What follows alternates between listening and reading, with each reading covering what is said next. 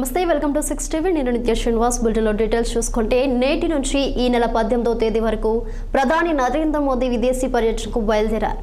ఈ పర్యటనలో Jordan, Ethiopia, Oman దేశాలను మోదీ సందర్శించనున్నారు.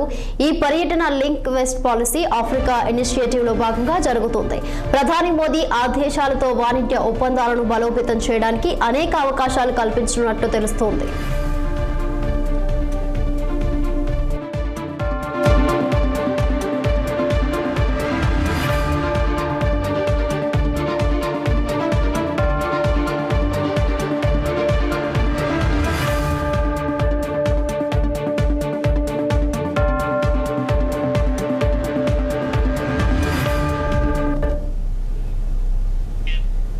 సూర్యాపేట జిల్లా నూతనకల్ మండలం లింగంపల్లిలో